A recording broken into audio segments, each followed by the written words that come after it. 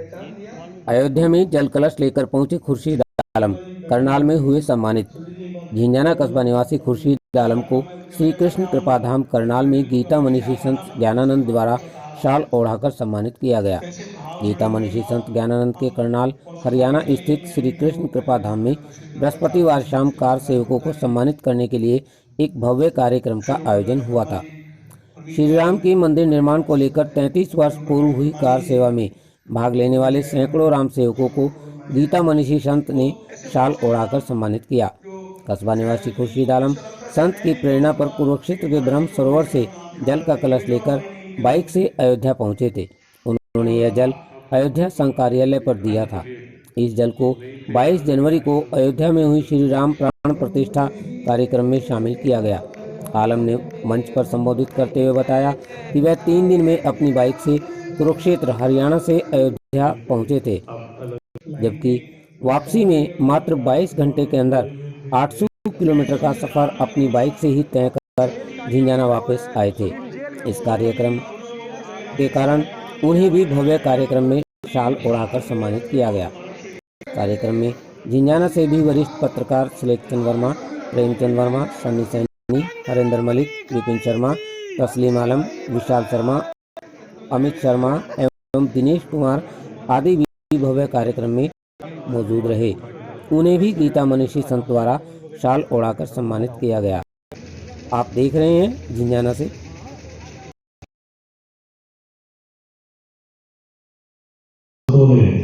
कई कठिनाइयां सहन करके केवल इस दिन को देखने के लिए कितने अपने प्रयास किए। हर लाखों कार सेवकों ने और कितनी आंखें जो तरसती हुई चली गई कि हम भी हमारे होते हुए राम मंदिर बनता है। और ये जो नींव बनी है, हमने कई जगह कहा राम मंदिर की जो नींव बनी है वास्तव में इतनी मजबूत। हम उस समय भी गए जब मंदिर की नींव पूरी हुई थी। वहाँ नींव जो बनी है इस ढंग की बनी है कि 1000 साल तक ना कोई तूफान और ना ही किसी विधर्मी की कुदृष्टि उसकी ओर पर प्रभाव डाल पाए। 1000 वर्ष तक या उससे भी अधिक सदियों तक कह लो, तो इतनी हमें लगा कि ये नींव इसलिए भी मजबूत है क्योंकि ये केवल सरिये, सीमेंट और कंक्रीट की नींव नहीं, इस नींव में न जाने कितनों के बलिदान साथ जुड़े। उन सबको हमारा प्रणाम। एक बार हाथ जोड़कर हम उन सब के लिए भी अपना प्रणाम निवेदित करें जिनके पिछले लंबे समय से बलिदान हुए या जो उत्सुक हुए हो करके प्यासे चले गए राम मंदिर देख पाए। निश्चित उनकी भी स्मृतियां उस नींव में साथ जुड़ी हुई हैं। उन सभी कार सेवकों ने को भी प्रणाम जो उन दिनों में जब वहाँ गोलीकांड हुआ, उन दिनों में राम मंदिर के लिए आहूत हो गए। उन सभी को भी हम सबका इस अवसर पर प्रणाम। और आओ मिलकर इस समता समरसता के मंदिर को हम पूरे वातावरण की समरसता के रूप में एक प्रेरणा के रूप में लें। यही एक आह्वान करते हुए और वो ब्रह्म सरोवर का जल भी भेंट किया और वो जल भी वहाँ पूजा में साथ में सम्मिलित किया गया। महाराज श्री जिनको मेरी नजरें भगवान श्री कृष्ण के रूप में देखती हैं और वास्तविकता भी यही है कि आज जो गीता का प्रचार और प्रसार पूरी दुनिया में हो रहा है, जो वो महाराज श्री वास्तविकता में भगवान श्री कृष्ण का अवतार है। आपके चरणों में मैं नमन करते हुए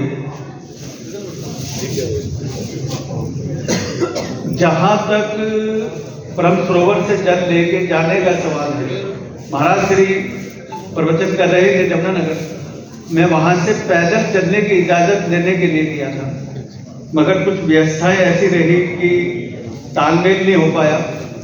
समय कम हो जाने के कारण मैंने भी मोटरसाइकिल से निर्णय लिया जाने का।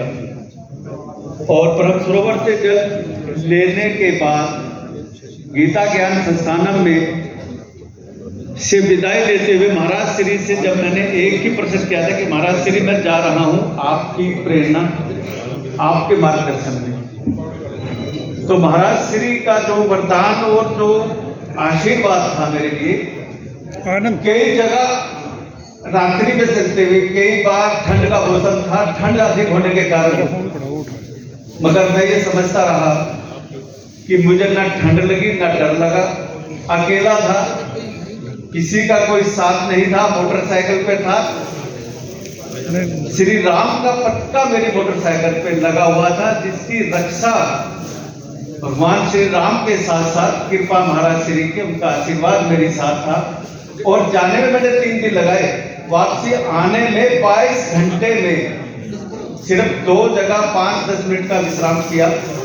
तो मैं अपने आप को भाग्यशाली मानता हूं कि महाराज श्री ने मेरे पे बराबर नजर रखी है, और मैं मानता हूं अशोक जी पे भी नजर रही, जो यहाँ से पैदल दौड़ते हुए गए, इतना लंबा सफर उन्होंने तय किया।